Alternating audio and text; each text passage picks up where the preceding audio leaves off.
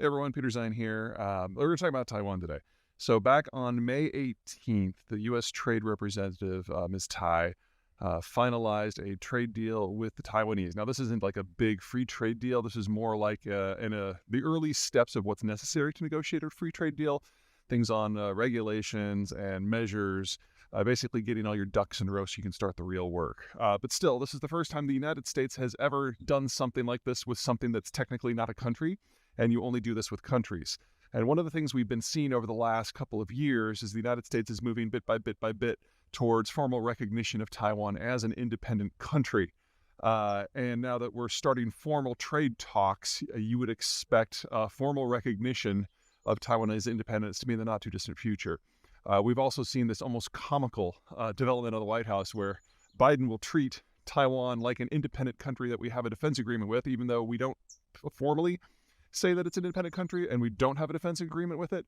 And then his comments are walked back by his people. But instead of 2 years ago when they were being walked back within minutes, now it takes a couple of weeks to get the walk back. So bit by bit, we're easing into a formal recognition. And of course, no one in Beijing is happy about that. And so a couple things here. Number one, Taiwan is a major trading partner. I believe it's the 12th most intense trading partner. So, several $1 billion of high-tech stuff that's valuable to everybody on both sides of the Pacific. So there's a good economic reason. And then, of course, if the Taiwanese are not in Beijing's grasp, it's an important military asset. And we're now seeing the very beginnings of the sort of military partnership that we started developing with the Ukrainians, 8 years ago. Now, if the Chinese were to launch an assault on Taiwan tomorrow, I have no doubt that they would win the war. Well, their military has a number of faults. It doesn't have reach. It doesn't have range. It doesn't have staying power. They're too dependent upon foreign sources for their energy and for their high tech. All these things are true, but it was designed with Taiwan in mind, and Taiwan is not that far away. And for the United States to get involved, it first has to cross the Pacific, which will take several weeks. So in the Chinese mind, it would be a high-intensity campaign that would just last a couple of weeks, maybe a month, and before anyone could really get involved, and they would probably win. And I think that's a reasonable military assessment. But whenever you're planning for a war, you have to think about what happens the next day. And from the Chinese point of view, because no one recognizes Taiwan as a country, because there is no defense agreement between the Taiwanese and anyone, they would at most face some moderate sanctions that would fade out over a few years, and they think that that's something they could absolutely stomach. And if that was true, I would agree. But two things are going on. First of all, the United States has a tendency to intervene militarily in places that it finds convenient because it has global reach, something the Chinese can only dream of achieving at some point this century.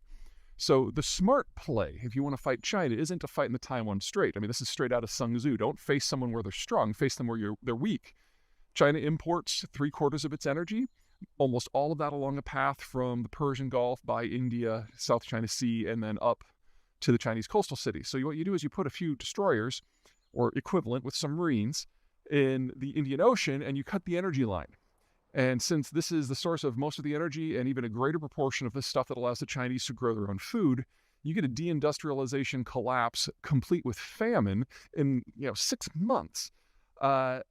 I would have believed that the Chinese recognized this a few years ago, but Chairman Xi has purged the system of everyone who's competent and everyone who's willing to tell him anything, not just things he doesn't want to hear, but anything, to the point that it's entirely possible that it's now just a completely groupthink scenario in Beijing. And that certainly seems to be the case. All the bureaucrats, all the diplomats seem to be drinking all the Kool-Aid and have lost the capacity of independent thought or any sort of meaningful penetrating analysis. And so the belief is, the actual war plan is, that they sink any American naval assets that are within reach of them as part of the Taiwan operation. But the rest of the U.S. Navy will continue to keep the seas safe for global shipping. And this sort of disconnect between their perception of reality and the reality of American power is, one of the 5 dumbest things I've seen in the last 20 years. And, 2 of the other dumb things have to do with the Chinese government in recent months anyway. So am I concerned that there's going to be a war in Taiwan? Yes and no. First, the no. They got to know it's not just a war they can't win over the long term, but one that will cost them the advanced economic status that they have fought so hard to get. And it is the end of China as a modern industrialized nation state. But then there's the yes. They may be so sunk into their propaganda that they think not only this is a winnable war, but one that the rest of the world would just sign off on. And in the aftermath of the Ukraine war, it blows my mind that I'm even considering this. But the more people I talk to are in the space on both sides of the Pacific, the myopia, the deliberate ignorance within the Chinese bureaucracy really has become breathtaking. And so the risk here is real. It would mean the end of not just the American-Chinese relationship, but of China as an entity, but it still might happen. All right, that's it for me. See you guys next time.